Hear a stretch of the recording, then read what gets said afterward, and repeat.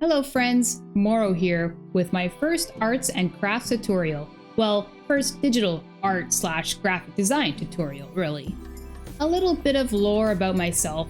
I have been a professional graphic designer before, so I thought I would share my knowledge on what makes a well-designed logo and how to design one yourself. While the main focus of this video will be on how to design your very own VTuber logo, whether it be for yourself as a VTuber or your client who is a VTuber, much of this knowledge can be applied to designing other types of logos as well. I will be designing my logo in Adobe Illustrator. I know the Adobe programs are quite expensive, so I will show a few alternative programs on the screen you can use for free or at a lower price. You can use other drawing programs to create your logo, but I recommend these ones as when you are creating shapes in them, you are creating what are known as vectors.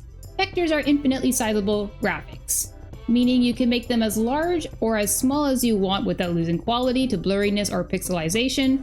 This is not achievable in programs like Photoshop or others where you create images, not vectors. You'd call them rasterized graphics, I believe. Now let's get started. Always gather together references when designing a logo. See what similar brands are doing. If you're designing a logo for a plumbing company, look at what other plumbing company logos are doing. Since I am designing a VTuber logo, I need to look at what other VTubers logos look like. I know I gathered a bunch of popular VTuber logos here. Yes, I know I'm basic, but these are the big ones that I used to watch back in the day. There are a few very small indie VTubers that I like as well, but I thought I would just show these ones as they are the most well-known. Next, we need to analyze what works for these logos. What makes them effective? What defines them as VTuber logos? Well, it looks like a lot of them combine iconic accessories that belong to the VTubers, like Amelia's tie, Gargura's trident and tail, Mori's crown and sunglasses, Kiara's hat. So this is something that I need to consider when making my logo, incorporating my accessories into the logo design. Another thing I've noticed are alternating colors. See how Doki Bird's letters alternate between blue and yellow. Also see how Amelia and Kiara's logo alternate between colors, but instead, it's pieces of their own letters that have different colors. Perhaps this is also something I should consider doing. I also noticed how all of these logo designs are very fun and whimsical, nothing serious. Now, if your VTuber's personality is a serious one, you might consider designing your logo with that in mind.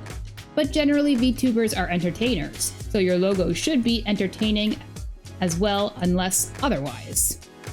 Now, the first few things you do when you are making a logo is you type out all of the text you need to include in your logo, and look at some references. For the text, when there are multiple lines of text, you have to think of what to emphasize.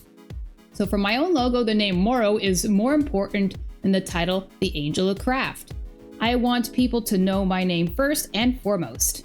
Now, when making a logo for yourself or others, you always want to make 3 rough draft ideas to compare. Ideally, I should be making 3 polished near finished designs to choose from, but since I am doing this all for myself, I am going to jump right into making the final design that I envision in my head. However, I still don't know which font I would like to use, so I typed out my name and title and used 3 different fonts to compare which style I like best. So I'm going to put away which fonts I do not want to use here and keep the style I like best. I will use this as my starting point.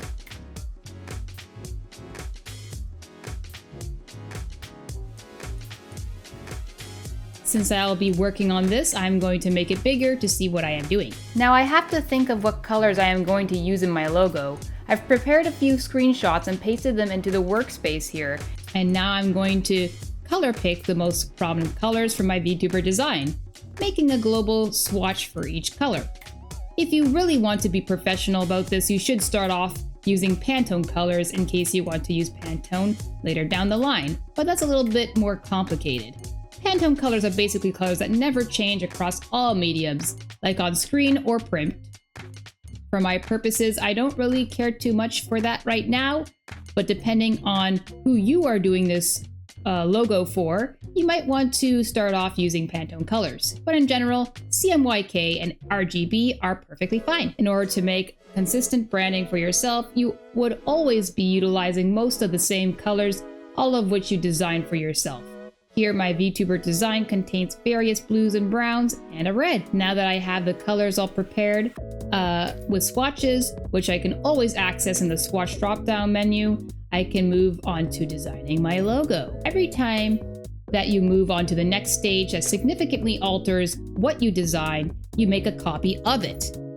Just in case you don't like changes in the design that you've already made, you need to go back to a previous version of the design. You can work from what you had previously made and not have to worry from starting from zero.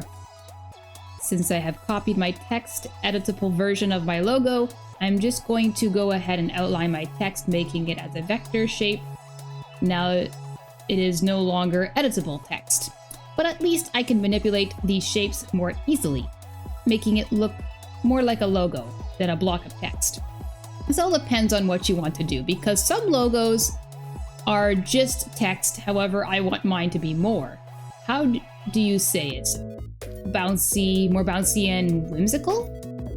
Like the other VTuber logos I have here, which require significant editing to the text. Now let's start manipulating this text. I think I'm going to start with utilizing the brown for my VTuber's design. I'm going to use it as an outline for my text in the form of a stroke, like that. Since the brown used in my VTuber design is mostly used as outlines, I'm going to apply the same consistent logic to that. I'm going to apply a slightly thinner stroke to the smaller text, as the thicker stroke chokes out the design too much, making it harder to read. Now I am thinking of what design elements I'm going to take from my own design and how I can apply them to my logo design. I am thinking of applying the patchwork design of my clothing to my logo. Maybe I can create the common alternating color look, like in the other VTubers logos, if I do it this way. Let's see how that looks. So here I am just taking the pen tool and making shapes with it to achieve that alternating color look that Amelia and Kiara's logos have. I removed the filling of the text, leaving the fill transparent and the stroke still showing, arranging the blue colored shapes I make and putting them underneath the text outlines. That way I hide my quick messy shapes and it makes it look more neat. If I really wanted to be more detailed, I could be bending and curving these lines instead of just plopping them down straight. But since I can get away with hiding them underneath the outlines of the text in the logo, I'm going to do that. Work smarter, not harder, as they say.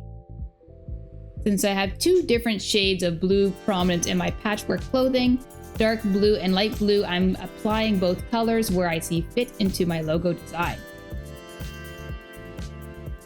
I think I'm going to save myself some time and arrange these shapes underneath the outlines all together, rather than doing them all one by one as I create them, for efficiency's sake. As I am going along here, I am thinking to myself what makes sense. How can I section off the parts of these letters in appealing ways?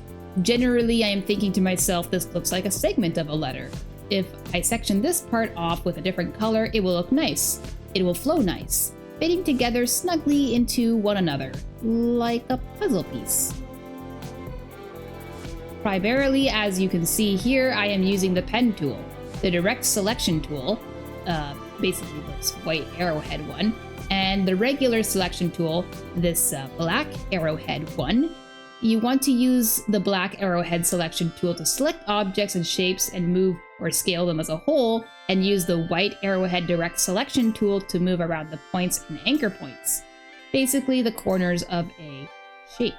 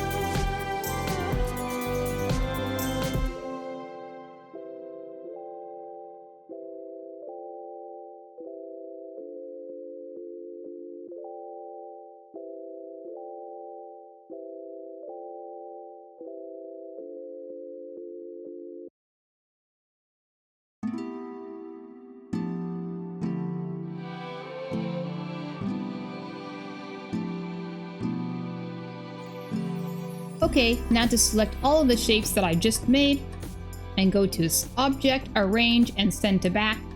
Now the shapes are all behind the brown text outlines here.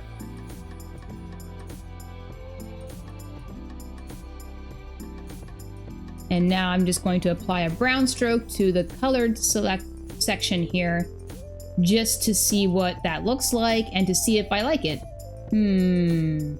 I think I do. Now I will go to Select, Same, Fill Color to select all the pieces I want because I know they share this common attribute. Now that they are all selected, and I now apply the stroke. And I just go down to the bottom line of text and adjust the stroke to be a bit thinner.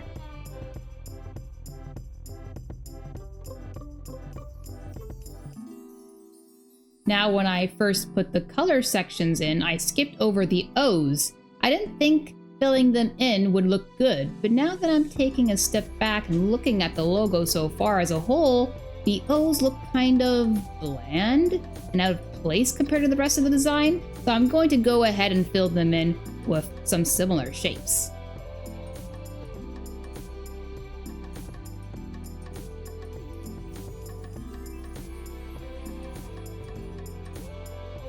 Now I see a unique opportunity that I have here. When you see an opportunity flare up your design, seize it.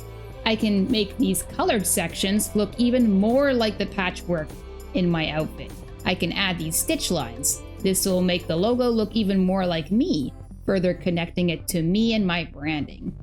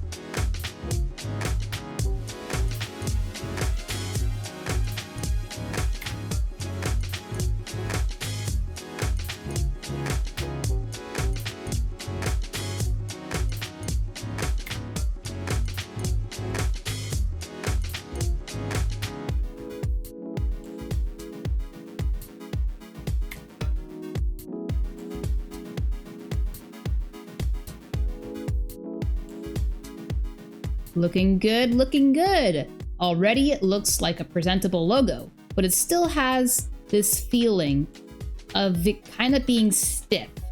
It's not quite there yet, but it is close. Now what I am doing here is that I am grouping up each letter to the contents inside of each letter shape. Now that there are so many pieces to these individual letters, I don't want to accidentally lose them while moving them around. To do this, I am simply selecting each letter and the contents inside of it, going to Object, Group. Why am I not grouping the whole words or logo? Because I plan to move around the letters individually, freely, in the future.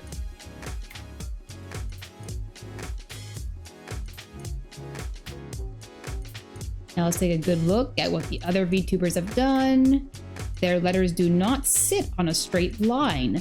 This is where my individual letter groups come in. I'm going to bounce each letter up and down for that more fun and whimsical look, like the other VTubers have it.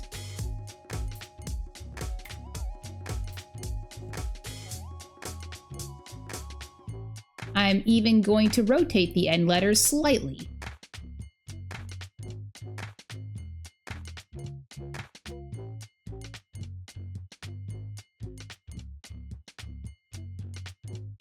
There.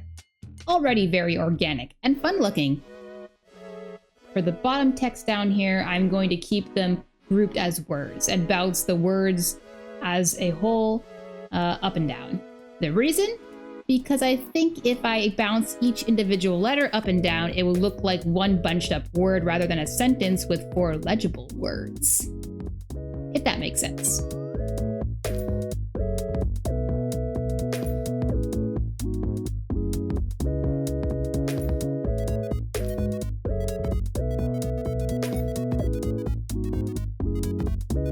Now that that's done, and already looking better, what else am I missing? What else can I add? Well, a lot of these VTuber logo references, as mentioned earlier, had the VTuber's accessories in them. Now I have to think, which accessories of mine are iconic to use in my logo? That's right, my halo is one such accessory, even though I can't detach it from my head like regular accessories. It's accessory-like though, so I can incorporate it into my logo. I start with the pink brush tool to create that swirly pipe cleaner halo look that I have. Now, time to problem solve. How am I going to make the texture spiky looking or pipe cleaner-like looking? Is there a stroke setting for this, perhaps?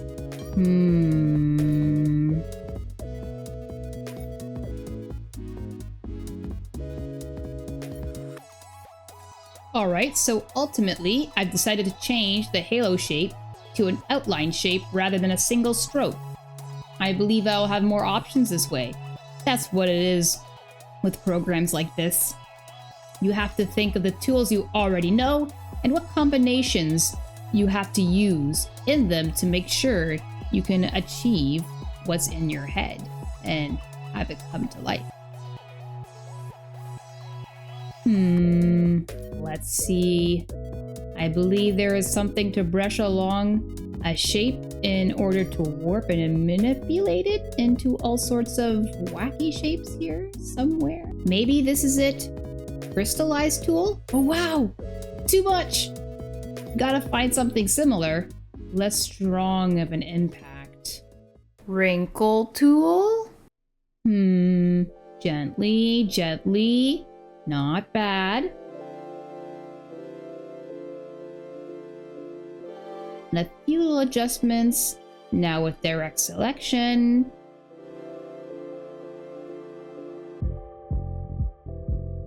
And now let's make the outline blue.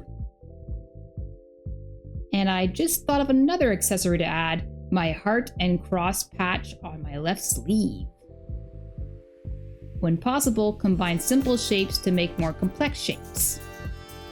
So I will make a circle and drag the bottom point of it, copy it, and combine them.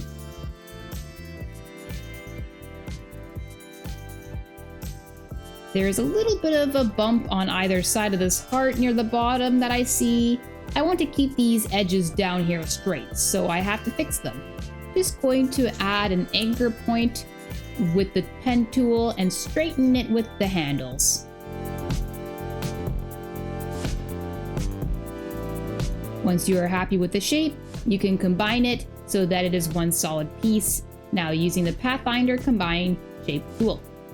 Now I'm going to put the cross in. Before doing that, I'm going to copy my heart shape in case I want to go back to the original. Making the cross shape will be very easy. It is simply 2 rectangles. Now I'm going to use the rounded rectangle tool because I want the shape to be more soft and friendly this way. I'm trying to rotate this second rectangle, but for some reason the automatic straightening guides aren't popping up. I want to make sure this second rectangle is perfectly horizontal. I'm going to go to Transform, Rotate, 90 degrees, and there. There we go. Gonna make sure everything is nice and straight now. Now I am thinking of how this heart should interact with the rest of the logo. You know what would be cool? If my logo had a 3D effect to it. How am I going to do that? I'm going to copy the shape of the words. Go to Object, Path, Offset Path, and what this will do is it'll create an enlarged version of the shape as a copy. just change the size of the offset with these numerical values here. And there.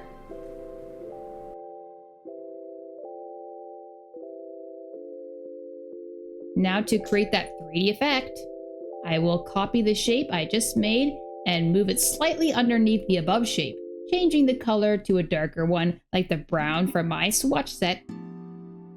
Now just put it behind the rest of the logo.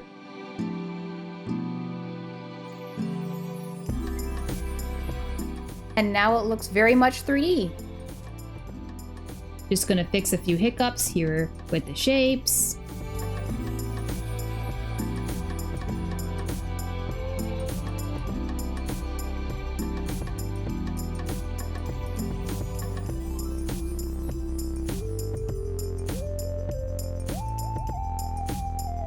Now going back to this heart and cross, I don't want the bottom of this cross shape.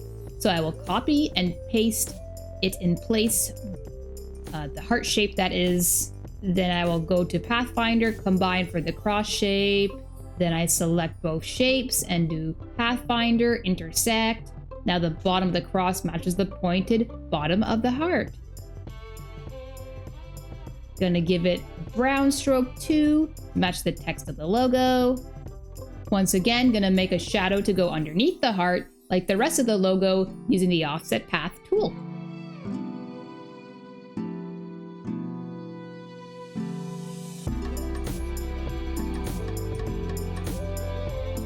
Now gotta find a place to put it.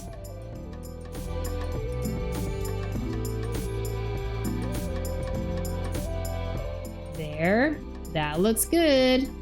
Let's put in another heart as well. Feeling a little unbalanced with the heavy red only on one side of the logo.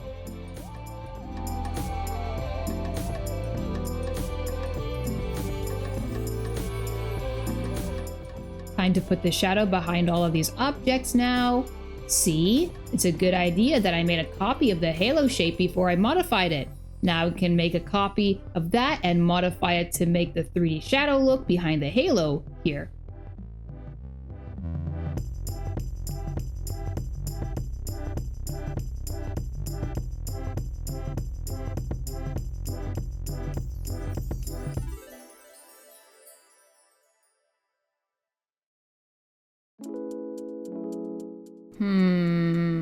Put a shine around the halo? Would that look nice?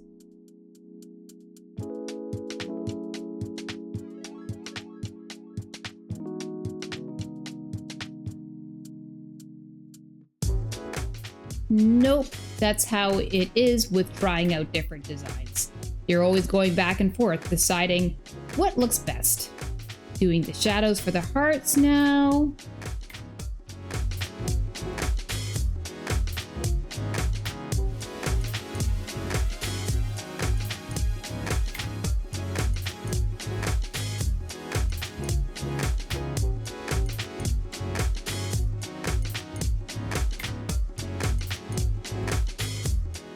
And then just some final touches until I am satisfied.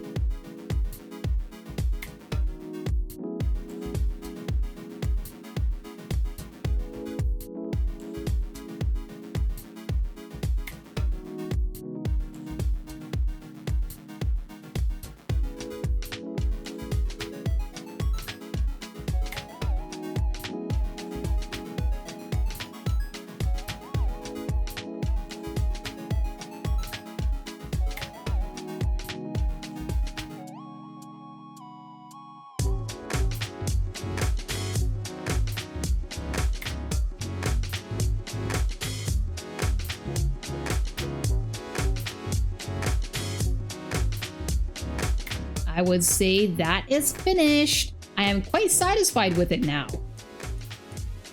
When you're done with the logo, save the file, remove all of the debris, save it as a new file in whichever format that you wish, whichever file formats you will be using the most, like JPEG, PNG, PDF, etc. However, you always want to make sure you keep the Vectr file of it handy. You never know when you'll need it. This can be as an AI file, an EPS file, or an SVG file.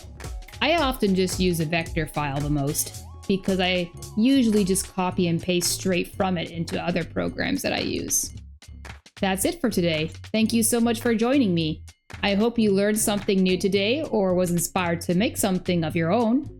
If you have any questions, let me know in the comments. Till then, see you tomorrow, whenever that might be.